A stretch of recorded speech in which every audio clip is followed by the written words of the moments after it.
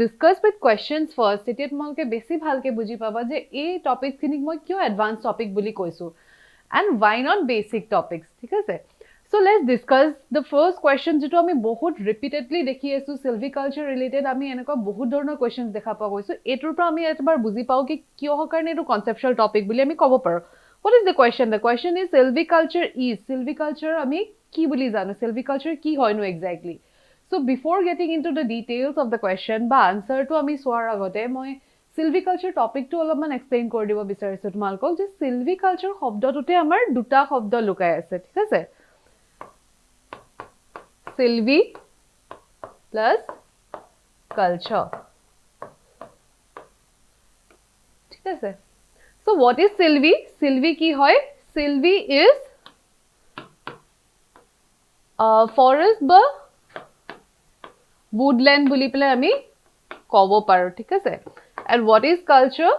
Cultivation. Culture is cultivation, ঠিক আছে?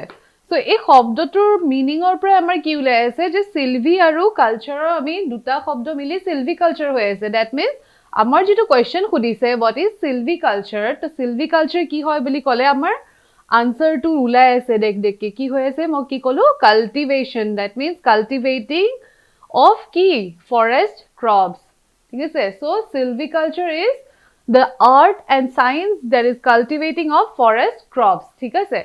What is silviculture? Silviculture is the study of cultivating forest crops.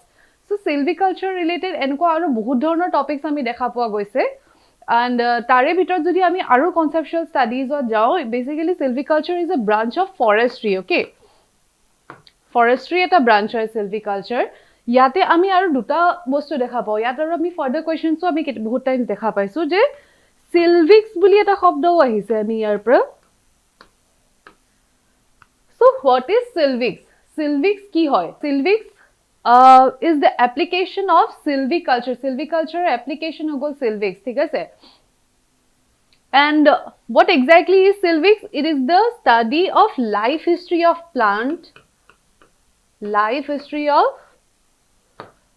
ঠিক আছে? Life history of plants, তাৰ growth, development এই গোটেই বস্তুখিনি ডিসকাস কৰাটোৱে হৈছে যাৰ স্টাডি কৰাখিনি হৈছে silvix.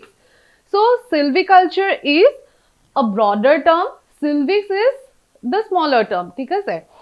So ইয়াৰে আৰু ডেফটত আৰু বহুখিনি কথা আছে তো যিখিনি আমি স্টাডি কৰিব লাগিব আৰু সেইখিনি ফুললি কনসেপচুয়াল হয় যেতিয়া আমি silviculture ডিসকাস কৰিম ক্লাছত তেতিয়া আমি গোটেই বস্তুখিনি জানিব পাৰিম. So এইখিনিৰ পৰা আমি বুজি পাইছো যে silviculture is a broader concept যেটো আমি in depth পঢ়িব লাগিব, ঠিক আছে? Repo rate is the interest rate charged by RBI on short-term loans given to other scheduled commercial bank. Simple भाषा में अगर मैं बात करूं तो जनरली होता क्या है, जैसे मैं हूं, आप हैं, यानी पब्लिक को क्या होता है, पब्लिक की अगर हम बात करें तो पब्लिक को फंड्स की ज़रूरत पड़ती है अपनी ज़रूरतों को पूरा करने के लिए. और अगर उनके पास फंड नहीं होता है तो पब्लिक किसके पास जाती है? पब्लिक जाती है सीधे बैंक्स के पास. किस पर्पस से जाती है? ताकि बैंक्स पब्लिक को लोन दे सकें और इसके बदले में जो पब्लिक है ये नॉर्मल बैंक को क्या देती है? इंटरेस्ट रेट देती है. फॉर एग्जाम्पल, अगर पब्लिक ने बैंक के पास से 100 रुपये का लोन लिया और रेट ऑफ इंटरेस्ट बैंक ने चार्ज किया 5%, एक साल का आप यूं पकड़ लीजिए कि 1 एनम या पर एनम 5% चार्ज है, तो एक साल बाद जब वो पैसा लौटेगा तो पब्लिक कितना लौटाएगी? मैं हूं, आप हैं, कोई भी है, उस 100 रुपये के बदले बैंक को 105 रुपीज़ रिटर्न करेगी, राइट?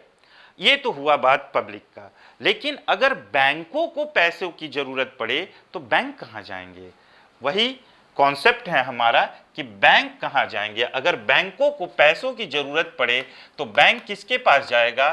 बैंक जाएगा कंट्री के सेंट्रल बैंक के पास. और सेंट्रल बैंक इंडिया का कौन सा है? हमारा सेंट्रल बैंक है RBI, reserve bank of India. तो जिस तरह से पब्लिक को पैसे की जरूरत पड़ती है वो बैंक के पास जाते हैं, वैसे ही जब बैंक को पैसे की जरूरत पड़ती है तो वो RBI के पास जाता है.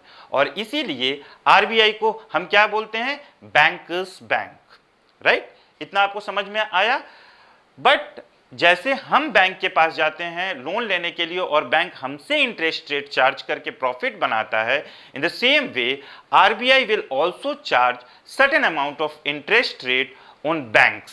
जो भी बैंक उनके पास पैसा लेने जाएगा उससे क्या करेगा, certain amount of interest rate charge करेगा, और उसी इंटरेस्ट रेट को क्या कहा जाता है, रेपो रेट कहा जाता है।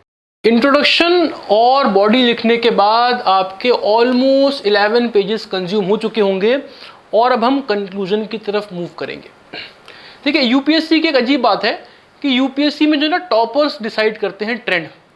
आजकल एक चीज़ ट्रेंडिंग चल रही है, आप लोग इंस्टाग्राम के ट्रेंड देखते हैं, हम लोग यूपीएससी के ट्रेंड देखते हैं। ट्रेंड क्या चल रहा है कि अगेंस्ट द मोशन बोलने का एक ट्रेंड चल रहा है। मतलब कि हम क्या करेंगे, हम एक पेज जो है, जो टॉपिक अब तक हमने क्या बोला, education is a bridge from misery to hope. हर बार हमने क्या बताया, एनेक्डोट में, अपने बॉडी में, through political examples, economical examples, IR के एग्जाम्पल्स की एजुकेशन क्या करती है, वो मिजरी को होप में बदल देती है।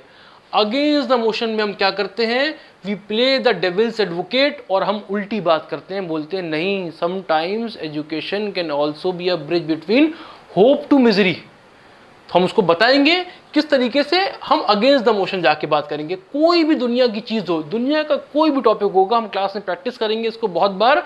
कितना ही अच्छा आइडियलिस्टिक कोट क्यों नहीं होगा, उसका भी एक अगेंस्ट द मोशन बनेगा। हम लोग बचपन से पढ़ते आते हैं, honesty is the best policy.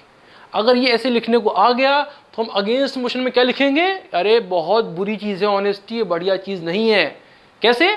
अगर मान लीजिए आप रॉ के चीफ हैं, आप आईपीएस ऑफिसर हैं, इंडिया पाकिस्तान को डील करते हैं, तो पाकिस्तान वाले अगर पूछें कि आपके पास न्यूक्लियर मिसाइल्स हैं, तो आप क्या बोलेंगे? अगर हैं कि नहीं, आप सच बताएंगे कि मेरे सोल्जर्स कहाँ छुपे हुए हैं, मैंने मिसाइल्स कहाँ रखे हैं, मेरे एंटी ड्रोन वॉरफेयर क्या है, आप नहीं बोलते। ऐसे केस में ऑनेस्टी एक वाइस है, एक बुरी चीज़ है। अगर पेशेंट को, किसी को कैंसर है और डॉक्टर रिपोर्ट पढ़ता है तो क्या बोलता है, भाई आपको कैंसर है? कभी डॉक्टर ऐसा नहीं बोलता। डॉक्टर हमेशा छुपाता, नहीं सर आप ठीक हो जाएंगे, अभी देखिएगा, किसी को लेकर आइए, वो कभी भी उसको नहीं बताता। तो डॉक्टर क्या करता है, वो ऑनेस्टी के अगेंस्ट जाके काम करता है।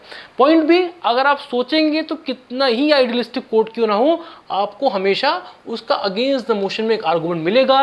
Education is a bridge from hope to misery. Osama bin Laden का एग्जाम्पल देखेंगे हम रावण का एग्जाम्पल देखेंगे, मिथोलॉजिकल कैरेक्टर देखेंगे कि किस तरीके से इतनी अपार नॉलेज होने के बाद भी क्या किया उसने, अपनी होप को एक मिजरी में कन्वर्ट कर लिया, और अगेन अल्टीमेटली ही died a death at the hands of lord Ram.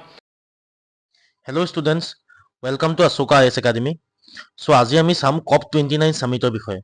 So recently जो COP29 समिट हो गल बाकुत, सो आज आम तार विषय चाँ।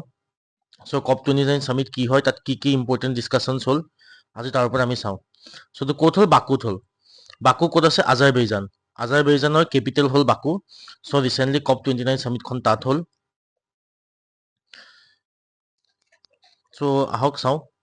So tens of thousands of people from around the globe gathered for COP29, the annual UN climate summit in Azerbaijan, capital of Baku. So बहुत মানুহ তাত একলগ হল, যোনখিনি মেইন মেইন কাণ্ট্ৰিজ আছিলে। চ' টোটেল more than 200 কাণ্ট্ৰিজ আছে।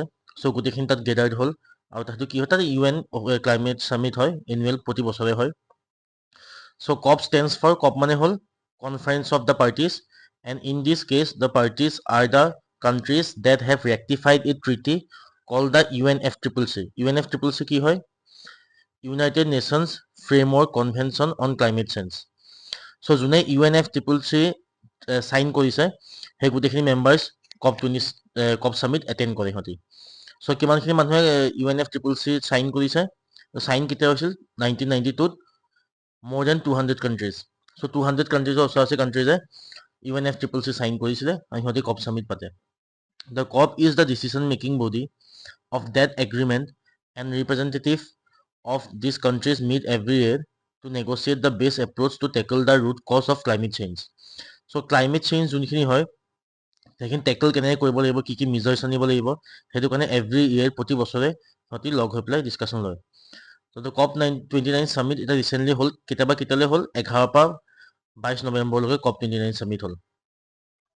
It is being held in Baku, the capital of Azerbaijan, a Central Asian country located between Russia and Iran.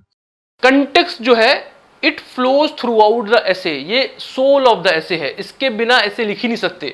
Mostly लोग इंट्रोडक्शन बॉडी कंक्लूजन से ऐसे स्टार्ट करते हैं, लेकिन आपको जब ऐसे लिखना है तो शुरू के 15 मिनट, पहले के 2-4 मिनट तो बस 4, 5, 6, 10 बार ऐसे का टॉपिक पढ़िए और एक एक वर्ड की इंपॉर्टेंस को गिनिए कि ये वर्ड यहाँ पे क्यों है, कैसे प्लेस्ड है और आप उसको कैसे जस्टिफाई करेंगे।